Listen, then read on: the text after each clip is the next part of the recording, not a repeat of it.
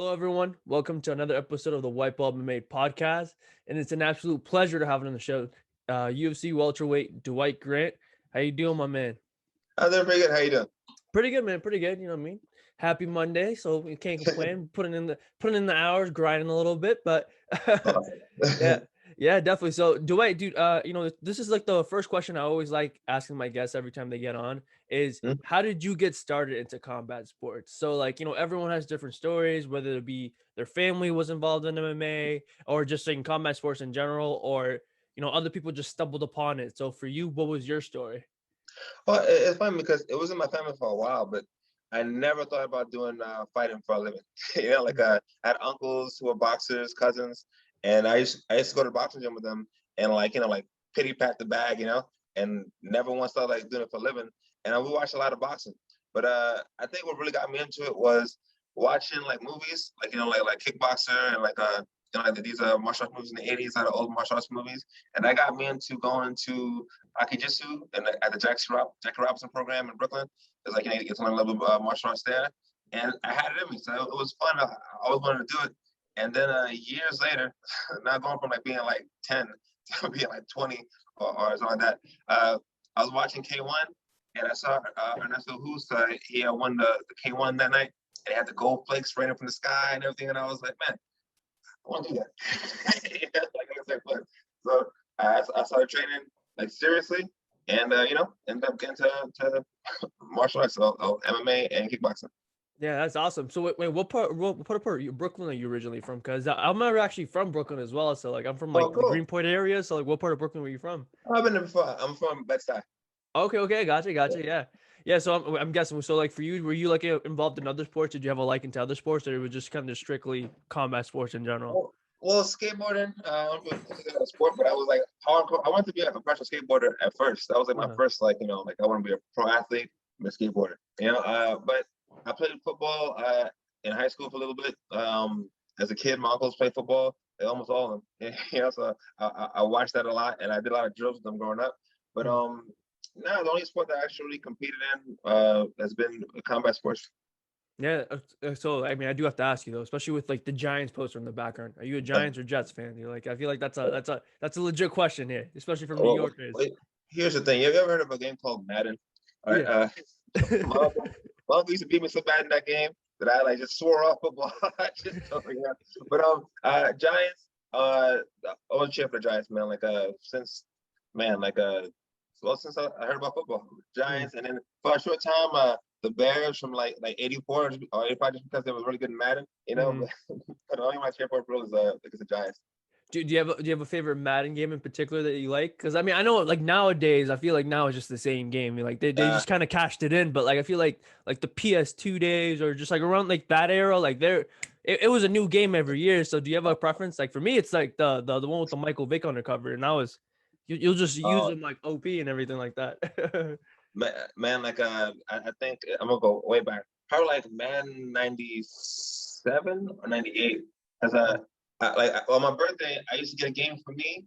I used to get two games for my birthday, right? So my Yeah. uncle played football, so he would take me to King Spice and Mall to get the game. So I would always get him a game. 'Cause I don't need two games. So I'm like, all right, I just want maximum carnage, and I get a game for you. And I would either get him Bill Walsh College Football or Madden. I think that Uh, year I got him Madden, and like he was so excited for it. Like, I played Maximum Carnage for Matt Long, and then he played Madden, and it was just so cool. And the All Madden team was really awesome back then. So I was probably like 97 or 98. That's awesome, bro. That's awesome. Dude. So, to transition back into your career, dude. I know we got a little off track there, but I just had to ask you a question because I'm a really big Giants fan, just a big football fan in Okay. general. So I was like, hey, I need to see if he's not a Jets fan because if it's a Jets fan, we might have to we might Don't have gotten worry. off to the wrong foot. But But hey, you know what's weird though? Like I moved to from New York to like San Jose area, Mhm, and they had their baseball team was Giants, some of that. mhm. Which was really weird because people were like, "You Giants fan?" I was like, "Yeah," and they would talk about baseball all the time. It's kind of crazy. Yeah, you're just there like, no, I was actually talking about the football team, not the baseball. I don't. Yeah. Yeah, no, for me, I mean, I'm sorry to everyone that's a baseball fan watching this, but like, I can't stand watching baseball, man. I'm just there, and I'm like, I really don't know how people put up with 3 hours of just watching just this. I mean, you should try watching cricket. Like I watch when I was a kid, and it was so long that I would just be like running around with my parents, like watching it in the stands. So baseball isn't too far of a stretch, but I don't have memories of watching baseball because I want to play video games, and my uncle will be watching like Yankees games for forever, you know. So I don't watch baseball. Yeah, no, dude, I'm on the same boat. But dude, like you mentioned, you kind of mentioned the move from New York to San Jose. So like, what was behind that move? Because like I said, it's like you went to AKA one of like the top gyms in MMA. Like, you trained with Daniel Cormier, Luke Rockhold, Javier Mendes being the coach and everything like that. So like, what was the thought process behind that decision? Because you originally started your MMA career in New York, right? If I'm not mistaken. Yeah. Mm-hmm. So what was the thought process behind that? Well, the thing about it was like MMA when I moved wasn't legal in New York, so I turned pro in like 2011, and I would have to go to Connecticut to compete all the time, or Wildwood in Jersey, or somewhere. Or Ring of Combat was in Jersey. And I would have to travel to compete, and it was cool, but I didn't like a lot of like opportunities there, And then where I was training at, like I stopped training there, so I needed a new place to train. I looked around New York for new places, but I couldn't really find a place that did MMA. They'll do boxing or they'll do Muay Thai, but they would focus on jiu-jitsu, but not like MMA as a total, as a whole sport. It was Baltudo back then. It was a whole different thing. So I had a friend who had a cousin that trained AKA, so he said try it out. I actually didn't even know who trained there, to be honest. Like I went there because I needed a place to train, and my wife was willing to move to California, so let me go check it out. And it ended up being really good. Like I needed wrestling, so there was a great place to be, so to learn wrestling and understand it, and that was the main thing. And then now I'm here in San Diego, so I'm down at Alliance, and that's another thing where for my career to expand and to grow, I needed to go to a place where I could be more focused on and have better things for myself. So I went with it, man. I felt like Ryu, like just wherever I feel like I need to be to train and to grow, I will go there. I do have to ask you though, like, do you have any like funny training stories, like, during your time in AKA? Like Daniel Cormier, Luke Rockhold, Habib, like, they're all a bunch of characters. So I can imagine there must have been some funny stories in there.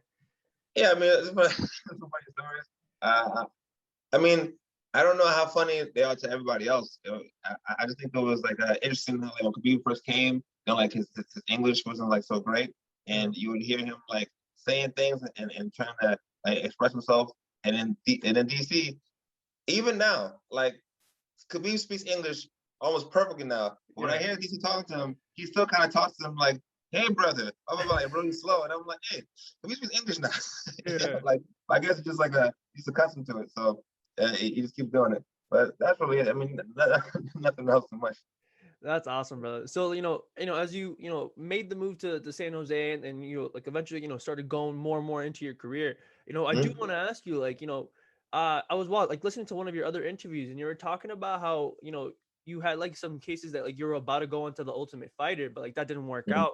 So like can you talk about like a little bit about that, and like what were your thought process behind like almost being there and then not making it, and then eventually obviously getting your call to the Contender Series later on? Well, it was a roller coaster of emotion. It was a lot going on because like I was saying, like MMA wasn't legal in New York, and it was an opportunity to get into the big show immediately. And I was a fan of the Ultimate Fighter show already. I watched all the seasons, and like I was really hype about it. And I went and I tried out. And the first time, I can't remember what year it was, but it was the season where like Uriah Hall and Derek Brunson and everybody was on. I went then, and it was a whole thing. We went. We had to do striking drills for them to see us. We had to grapple with each other and all this stuff. And then I ended up making it through and staying there. But I think Strike Force or something had just closed down, or I can't remember what it was, but there was some reason they gave me. But like a week before we were supposed to leave to go, they told me I wasn't gonna go. So like my family, my friends, everybody already celebrated, and it was like, oh man, we're gonna go because this was it. And then that was a big letdown. But I felt like, well, this was years ago, man. But I was like, yeah, I'm sure I can make it on there another way. Like, I'll be fine, But that was like then 10 years later I got in there almost.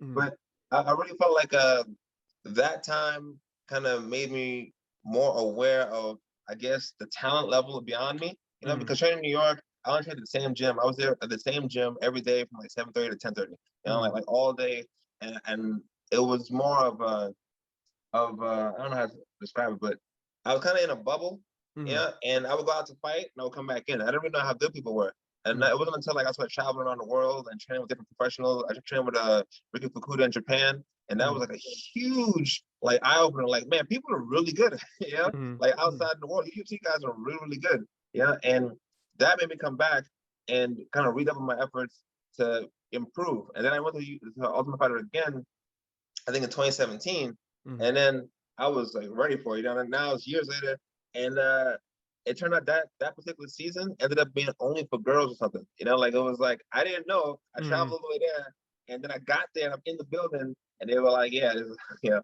So that was another kind of letdown. But again, I just kept optimistic. Like, yeah, I'll be able to get in there. Just keep trying. So the guy it worked out. Have you ever been? Have you always been that type of person though, to kind of have like an optimistic type of like mindset of doing things? Because like other people, right? Like they would go through these experiences and then they would just eventually just let their guard down, and just be like, you know what, man, I guess this wasn't for me. So for you, was it you've always had like a strong mindset through like obviously like ever since you were younger, you kind of just have to develop that, and especially with like the help of like your support system, like that helped like Mm-hmm. your mindset. I don't know. I feel like everybody has to develop it. You know, like Mm-hmm. and but I mean like so like when you're a kid, like you don't really know what's going on. You know, like, things just Mm-hmm. happening, and it gets developed through that like growing up process. You know, like I just always felt like things gonna be work out fine. You know, like it's like you kind of have to believe that. You know, like growing up sometimes. So that kind of like went with me into my career. I remember somebody asked me before about some of the questions, and I felt kind of stupid because I mean, all I could say was I always feel like I'm going to win. Things going to turn out fine all the time, you know. And Mm-hmm. and you know that sounds like a good thing, but it's not all the time. But Mm-hmm. I think for fighting, it really is.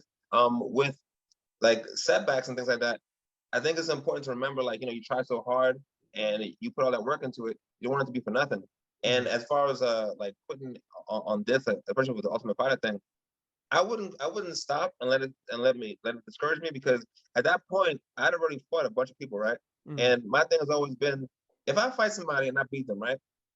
Especially if they're undefeated. And that was like my thing back in the day. Like when I was an amateur, when I was like first turning pro, like, oh, this guy's undefeated, oh, I'm gonna beat him, you know? And you kind of ruin that person's night and then ruin their record. And then you're gonna take like 5 steps forward and then quit without getting to the rest of the way. Mm-hmm. It's kind of like not just insulting, but it's like it's a terrible thing to do. It's a terrible thing to do. You got to carry on for all the people whose dreams and hopes that you've like messed up, but like while building your own, Mm-hmm. and you use them to build your career. Now take it to the end, take it all the way through as far as you can. So that way, if you don't make it through, if you for God, for God forbid you don't make it, at least you say I tried as much as I possibly can, and then you move on to something else. And Mm-hmm. I knew I still was physically capable of fighting, and by grace of God, I still had the willingness to do it. So I'm gonna keep going. And then it eventually worked out by grace of God.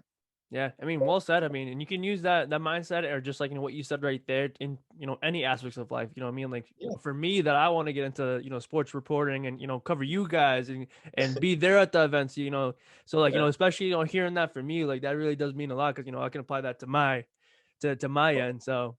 Well, I think that's fighting. I mean, like somebody reminded me about this before, but like fighting is just like it's a universal thing, and it's a Mm-hmm. thing that it's just resisting a conflict. Like it's just Mm-hmm. resistance. That's all it is. So as long as you have this like mentality of not accepting things for what they are, what you've been handed, Mm-hmm. because you think that always gonna go your way, you're fighting. That's what it is. Not actually just using your fists and your feet to hit somebody. It's having that mindset of no matter what happens, I'm gonna impose my will, on Mm-hmm. you know like this situation so that I can make it favorable to me. And you just gotta do the best you can. And once you kind of accept that you're doing the best you can, there's no reason to stop. Mm-hmm. You're gonna keep doing your best no matter what. And even if you don't want to do your best, you probably will try just because you want to succeed somewhere in you. Somewhere in you want to succeed. So you're gonna keep trying, and you just gotta make sure you accept that innate like feeling of Mm-hmm. wanting to succeed and not being ashamed of it. It's like, I want to succeed. I'm gonna do what I have to do, and there it is. Yeah. Yeah. No, that's awesome, brother. So, as we were talking about, you eventually get the call to the Contender Series. So, like, what was, your family's thought process? What were they saying when you got the call up to the year? They're just like, okay, now it's Dwight's time. Like now he's going to set his mark in the UFC right now. So, what was that their thought process? Well, it's not as like it's a little anticlimactic because like I think at that point there was so many like almost starts that Mm-hmm. you're probably like, all right, man, here we go again. Because actually right before I got the contender show call, Mike Perry, his opponent had fell out right before my birthday, and Mm. I spent that whole week cutting weight trying to fight that weekend. So that was like another like, oh, I must do it, and it ended up not happening. So with this one, like I knew I was going to be at the contender show because my management told me like, hey, they're gonna pick you up. We just gotta find out when. And I was like, all right. So when I got the call that, hey, this is your date, I was like, all right, here we go. This is an actual fight now. So it's not like just like an opportunity of something. It's a fight. So I'm gonna treat this like a fight and just not worry about anything else. Because I felt like if I started thinking about all these like things from the past, like all these opportunities came, and this is the one, I get in there and I probably freeze up. Like you carry too much weight. I was saying earlier, like the main thing is that I want to succeed, so that's all I'm going to focus on is success. What I need to do to succeed, and nothing that's going to be like weighing me down in the middle of the fight. And so at the moment of the call, it wasn't so like exciting. But when everybody got to Vegas and like, especially for me, just looking like out into the crowd, there's a crowd at the contender show. You're like maybe like 15 feet from the cage, so you can Mm. look over your opponent's shoulder, see your family sitting right there. Yeah, Yeah. and for me, that was like the most amazing thing. Just seeing them there, and even now watching the replay or watching the video on YouTube, like I can look and see them jump up and cheer, when I win. So that's like one of the most like magical moments. Yeah, and dude, it was a vicious knockout. I mean, like you lived up to your nickname, the Body Snatcher, and I feel like I should have asked this earlier, but like, where did the origin of like that nickname? Like, did someone in the gym give that to you, or it was just like over time that you just kept knocking people out? And they're like, we're just gonna give them the nickname, the Body Snatcher. So how did that come about? No, well, since I was a little kid, like I always liked body shots. So Yeah. like, I was watching like sports and like boxing, and I would Hmm. always cheer for the body shots. Even like when Tyson would go like body head, I'm like, oh yeah, body shots. And then even like playing around with my friends, I'll go for body shots. So when I started fighting, that was my thing. But I got the name at AKA in the gym because I would again go for the body like super hard because you're sparring with your friends or your teammates, so you really shouldn't be trying to take their head off. But the Hmm. body's open season. You Hmm. can go wherever you want. So I would like drop a lot of people with body shots, and the name came out that way. No, yeah, I mean, honestly though, it's a pretty cool nickname too. You know what I mean? It just seems like something out of like a Mortal Kombat like video game, like the Body Snatcher. So like that's pretty cool. Yeah, no. So Dwight, so like obviously you have a couple more fights in the UFC, but like I do have to ask you because you were part of an historic moment, UFC 261, like the first Oh, event with fans. You know what I mean? Like I know boxing yeah, just had like this big event, but like at the end of the day, the UFC was the first one to do it. So like, yeah. um, you know, how was that? Because I know you fought like at the UFC Apex and like it had no Mm. fans, and I've always wanted to ask like a fighter this is like is there like a certain type of like extra motivation that you get like just hearing the fans, or is it Mm. just for you that it's just like fighting is fighting and like I just have to do what I have to do in there? No, 100%. I mean, I can't stress enough how important the fans cheering is, at least for me. Like Mm, I was saying before, like watching Vanessa who's winning the K1 thing, like people cheering, the fans is what made it amazing. My first fight that I ever went to, it was an amateur Muay Thai and boxing event, and I went there with people from my gym, and they were so excited in the crowd. Like I was watching the fight, but I was also like looking at the people, like because you see them at the gym training all the time, and people play around the gym, but at the time, like people were very like serious. They were like some of them worked in like Wall Street or whatever. They mm, were like serious people, but they were losing their minds in the stands. I was like, this is crazy. And it was an amateur event. It was just the mm, fact that like they some of them didn't even know the guy that was fighting at all, but they just like saw this person and was like, I want that guy to win, and they cheered their behinds off. So like that memory and like just hearing that noise, it was exciting. And I really wanted to become a professional fighter because of that. So when I fought without the fans, it was still exciting because I like fighting too. mm, Like mm. I like the work. So it was fun. But having the fans there, man, from the second I walked into the stands and I saw people sitting and like just jumping up and down. It wasn't even for anything. They were just like jumping up and down, like whatever in the stands. Uh, I, I felt the excitement, electricity, like kind of running through me. And during the fight, especially, a lot of times, like just hearing everybody scream, I knew something was happening, and it made me want to give more. So you kind of feel like with the fans, I feel like I have more of an expectation to live up to. Because these people came from their houses to watch me fight. You gotta give them something. So I feel definitely the fans are a big part of fighting. Yeah, and like you kind of spoke a little bit at the press conference, but like at the end of the third round, like you were caught on the guillotine. So like did the fans just like giving you like that energy, like help you out to just kind of withstand those like extra like 15 seconds? Because like ultimately you ended up getting the W, but like that was a really scary spot for you. So like did the fans really help you out on there? So the fans, and just like remembering watching people get submitted on TV, like for years and years, like the whole thing was going through my mind at once, because I could hear the fans cheering, like they were like super loud, and I was like, okay, like this is like a terrible situation for me, but this is really exciting for everybody else. And then for some reason, I thought about my wife and my family watching. They're probably really concerned right now, but I'm fine, and I was fine for the first I think 5-6 seconds, and then he readjusted and got really tight, and I was like, oh, it's getting tight, and I can still hear the fans though, so I was like, I'm fine. Like I can hear the fans. When I can't hear the fans anymore, there's a problem. So they definitely helped me out in that situation. Yeah, that's awesome, brother. So like, now that you got the W, man, so like, what are you looking forward to doing next? Do you want to just jump right back in there, or do you want to give yourself some time, relax, and then, probably fight at the end of the year? No, I mean it's gonna sound like silly, but I never really want to relax after a fight. Well, for a lot of reasons. One of it because like we were talking about before, I've tried to get in here for so long. Like I wish I could fight forever, but I know that it's gonna be a couple years. You know what I mean? And I want to get as many fights as I can every single year. And even since I got in the UFC, I've had injuries, and in that fight, I got another one. I hurt my hamstring in that fight, so now I wanted to fight in June, but now I have to wait at least until like August to heal up from it and then take a fight. So definitely, I want to fight again soon. Not at the end of the year, like hopefully within the next 3 months, I have something booked and I'll be able to get a fight. No, that's awesome. And like, dude, now to kind of change gears a little bit, because I've been watching on Instagram. Like, you're a fan of comic book stuff, and so am I too. So like, Sure. I'm gonna ask you more about the movies, but did you end up watching the Falcon and the Winter Soldier show? And like, if you Yeah, did, what you think of it?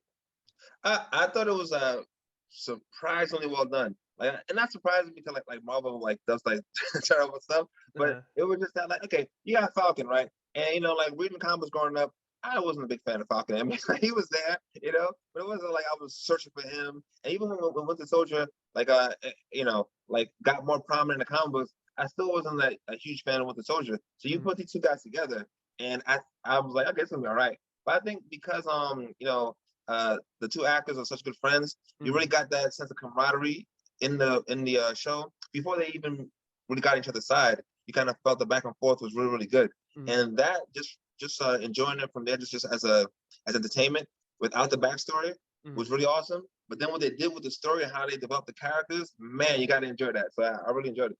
Yeah, I mean, and they stayed true to the comic book with Falcon's outfits. I mean, because I thought they're gonna do like Yeah, a little change and everything like that, and then he came out. I'm like, holy crap! And then he's fighting GSP in that in the middle of it too. And GSP surprised me because yeah. honestly, the acting wasn't that bad. He was pretty good.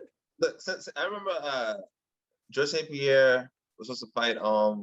Uh, he was about a while ago, and I remember the ad for it looking like Jean-Claude Van Damme. And ever since, I was like, yo, when this dude finishes fighting, he's got to go into movies. He's got to go to movie. So I was really excited to see him in the first episode. I was like, oh, he's back, because that means it wasn't just a one-off with which one was it?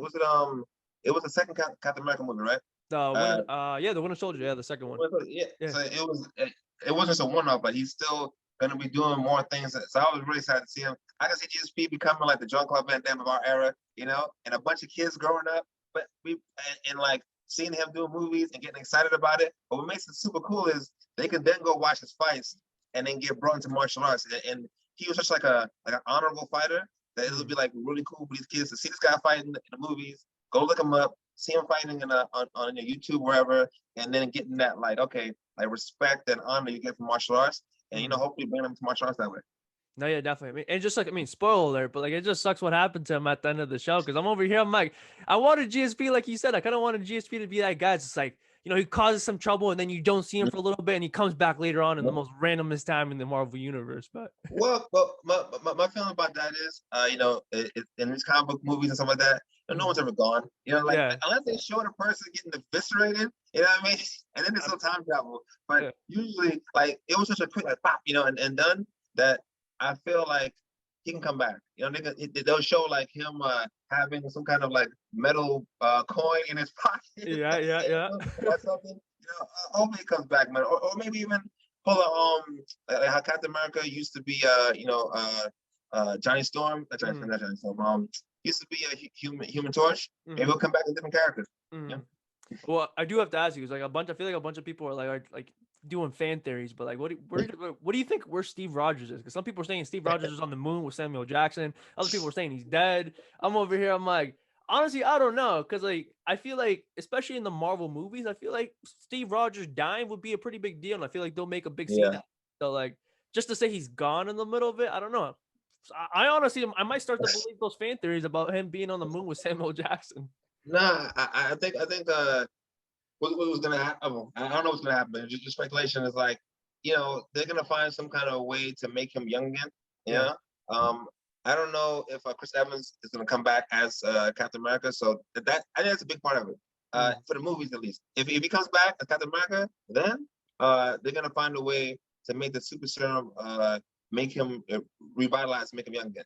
Maybe look a little older, because like time has passed, but still be Captain America, Chris Evans, and everything. If it's a new guy, then it's gonna be a different story. There's gonna be somebody from an alternate reality, a different multiverse, dimension that is Captain America in that dimension, but gets trapped in our dimension, and it has all the same memories, something like that. You know how they do. So I know he's gonna be definitely in the movies and stuff going forward. I just want to see if Chris Evans is gonna do it or not. Yeah. No, 100%. And like you said, like, the whole multiverse. I mean, I feel like in a way, they're going into that, especially with the Wanda stuff and everything like that. And then the rumored Spider-Man 3 movie that dude, I'm gonna be so disappointed if those two aren't in that movie, because I'm about to throw in a fit in the movie theater if I don't see them, because I feel like the hype for Spider-Man 3 has gotten so to this point, like almost Endgame, like almost. Well, I mean, it's doing a lot. So we had to build up. We had to build up with the Miles Morales and in his movie, and then we have everything that happened recently with Tom Holland's movie, and everybody wants to see like all these characters together. There's so many different Spider-Man books that spawned just from Spider-Man's Spider-Verse arc. So and they're all like really good characters. North Spider-Man, Ghost Spider, or Spider-Man, whatever you want to call it. Even Spider-Ham, like people love these characters, and we want to see them in the movie. But not just that, but it's a good chance for them to retcon a lot of stuff that happened, and fix things and make it even better for this next generation. So there's a lot of like huge hopes and expectations going into this movie, and that's how when they had the trailer that they had a couple last week, the launch show where they showed all the different releases. Yeah. And I saw, okay, so at the end of the year, like a big granddaddy, we got Spider-Man coming at the end of the year. Everything is gonna get set up. I believe everything's gonna get set up so that Spider-Verse can come in and just like knock it all down and make it like into one grand event that kind of acts as a cohesive, media to get everything together and move forward into the next year as one unit. So I'm super excited, man. I'm super hyped for that. No, yeah, and I feel like for me, like I'm still like a big Toby fan, and like the thing is, like I don't want to give up the Spider-Man mental, saying to like Tom Holland's the best one. And the thing is, like my mind is telling me is like, yo, Tom Holland, like he's probably the best on-screen Spider-Man that there is. I just don't want to give him the title yet. But like if Toby's there for like Spider-Man 3, at least I'll be more accepting to be like, okay, this is the way of him passing on the torch. So you're gonna see a scene of like Toby putting his hand on Tom Holland's shoulder and being like, all right, man, you're the guy now, Honestly.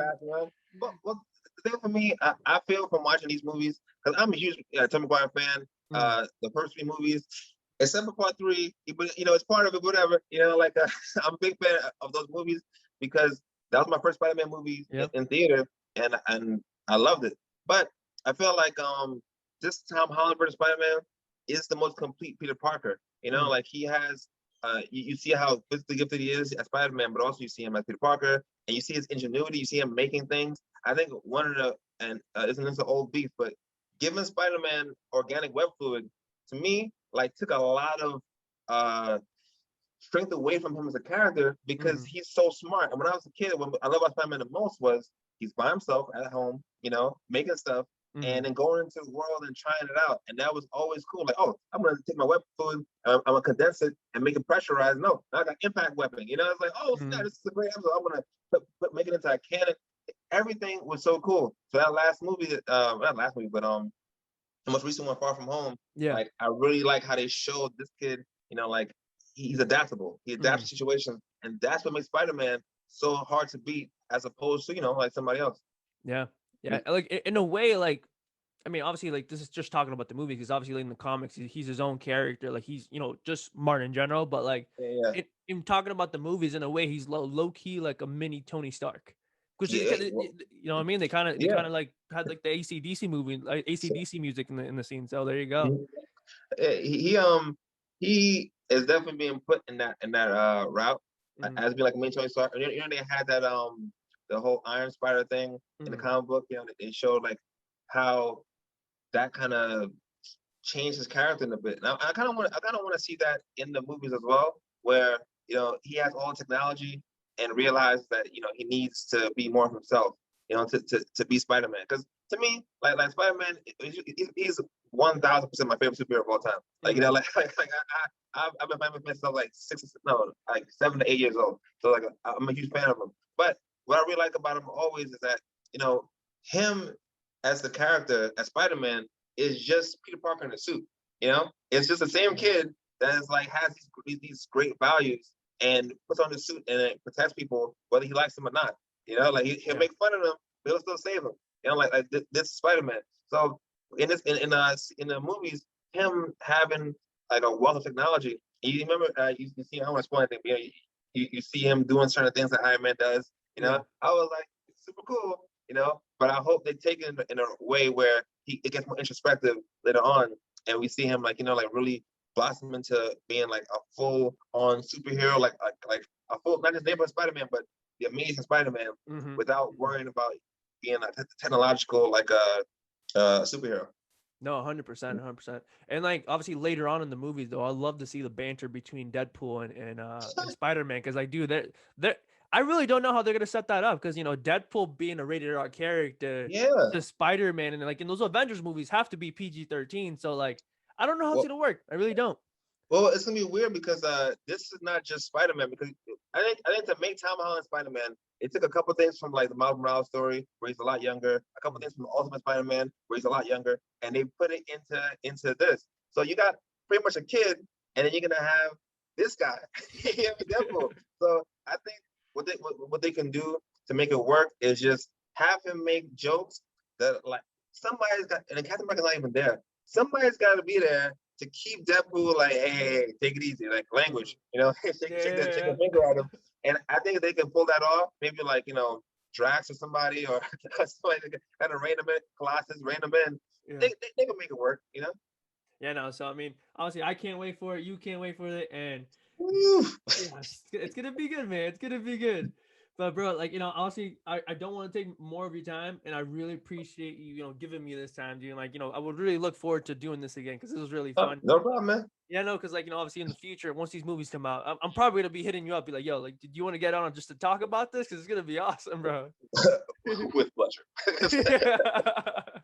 When these movies and things come on, like all I do with my friends is we talk on the phone, like text each other, and then it leads to an argument. We call each other like, no, I'm telling you, yeah. Like, every single movie, every single trailer, every single show. So no problem, man. I'll be happy to come back for it. Yeah, man. And I feel like if anything, though, man, you should open up your own like comic book podcast, especially you and your friends. I feel like it'll be a bunch of funny banter between you guys, like you said. It would, but I feel like it would be so much like like arguing back and forth. It's like, what are they saying? Like, It's just a bunch of yelling. Like, you have to take my ear pod off. yeah, we have like comic book beefs going back to like first grade. That like like we're still arguing about, you know, like Captain Universe Spider-Man, you know, the most OP superhero ever. Like I bring him into everything like an ace card that's dropping out. Well, Captain Marvel, Captain Universe Spider-Man will beat him. You know what I mean? You know? So there's a lot of stuff going on with that. It's like you put it down like a Yu-Gi-Oh legendary card, just like Yeah. The back of that card, the trading card they had, and I'm not making this up. It said that when he got the Captain Universe powers, that his spider sense was so powerful that he could dodge rain in a thunderstorm. Rain in a thunderstorm. You can't beat that guy. Yeah, no. I feel like you said, it's like I feel like at that point that the man's like on the same level of Superman, because I feel like Superman's probably the most OP like superhero out there. Well, I'm glad you brought that up. There was a comic book back in the day with Spider-Man fought Superman. Was it really? Yeah, it was a Golden Age comic book. So Lex Luthor and Dr. Octopus got together and they kidnapped Mary Jane and Lois Lane, right? And they had this holographic suit, a hologram suit that made Spider-Man think that Superman kidnapped Mary Jane, and Superman think that Spider-Man kidnapped Lois Lane. So they met with each other and they're ready to fight. But here's what they did. So they zapped Spider-Man with a ray that made him as strong as Superman. So you know Superman was getting that work. Spider-Man was whooping him. You know what I mean? But then as the ray started to wear off, Superman was like, wait a minute, and yeah, you know what happened from there, you know? So because of that book, from that moment on, anytime I come across a Superman fan or anybody else, but look, if Spider-Man was strong as this guy, he beat him because blah, blah, blah, blah, blah. Spider-Man actually knows how to fight. He grew up weak and had to learn to defend himself. He has his instincts. I'm gonna go on and on and on. I'm gonna go on and on. But yeah, it definitely was a good fight and a good book. You guys, you know, people can pick it up. It's a really good comic. Yeah, I'm like legitimately right after this. I'm probably gonna search it up on Google and be like, yo, like I need to see this because I never knew this existed because I've always seen like those like Superman versus Hulk videos or Superman like and over here, but like I've never seen Spider-Man versus Superman. So I guess I'm in for a good read. Yeah, no. So Dwight, you know, before we go though, do you want to plug in your social media so everyone watching this can go and follow you? On Instagram, I'm on Instagram the most. Dwight Grant MMA on Instagram, and I have my video game Instagram and stuff like that. Punches and Dragons, where I post every single day about video games, and I have a JRPG blog because I love JRPGs. JRPGamers.com. You can check it out, and that's mostly it. But also, I think my team at Alliance, because these guys have been so welcoming to me. I've been here for like about a year and some change now, and they helped me out so much. You know, my last 2 fights felt amazing going into it. I felt so supported and so capable because of them. And then everybody here in San Diego and New York and Guyana, everybody that supports me all the time. I thank you so much. I really, really appreciate it. Yeah, man. So Dwight, awesome. Thank you. Looking forward to talking to you in the future, especially when these movies come out. Like I said, I am going to hit you up, and I really want to know what you think of like the movies when they come out. So it's gonna be good. It's gonna be good. Thanks. All right, brother. So to everyone watching, thank you and peace.